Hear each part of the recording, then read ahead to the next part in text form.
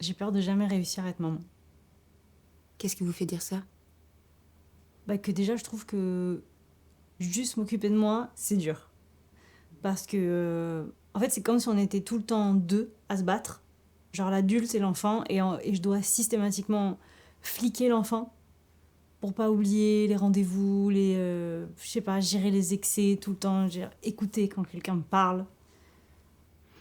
Et dans quelle situation vous avez le plus de difficultés? Franchement, tout le temps, mais le travail, c'est vraiment le pire, c'est un enfer. Parce que, en fait, il y a toujours le moment où ça s'arrête. Je sais pas pourquoi. Il y a comme si mes capacités intellectuelles, elles étaient limitées.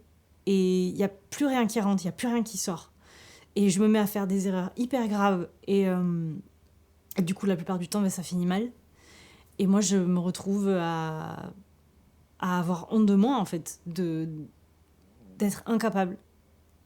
Maintenant qu'un diagnostic a été posé et que vous connaissez votre particularité, est-ce que vous vous sentez toujours incapable? En fait, on a tous cru que j'étais nulle. Mais en fait, j'étais pas nulle, j'étais pas adaptée. Et qu'est-ce qui est adapté à vous? Les trucs qui demandent de l'intelligence rapide, quoi. Créative, l'impro, l'aventure, tout ça. Mais en fait, ça me fatigue d'être comme ça. D'être obsédée sur un truc nul, inutile pendant des heures. Et à côté de ça, être même pas capable, en fait, d'être constante. D'avoir une routine simple. Oui, vous savez, il y a beaucoup de gens qui ont du mal à se discipliner au quotidien. Je vous parle pas de ça, là. Est-ce que vous savez ce que c'est d'avoir l'impression de vivre avec un cerveau d'un gosse de 8 ans, tout le temps? Est-ce que vous savez ce que c'est, vous, d'avoir peur d'aller au travail parce que vous savez que tous vos collègues vous détestent? Parce que vous faites trop de conneries, tout le temps. Et j'ai tout essayé, hein. Franchement, je vous jure, j'ai tout essayé. Les applis, la méditation, les post-it, les machins, les alarmes. J'ai tout essayé. Mais non, j'oublie quand même. Tout. Les rendez-vous, les engagements, je sais pas, mes fringues, les thunes, tout le temps. Et c'est ça qui vous fait peur, dans le fait de devenir mère?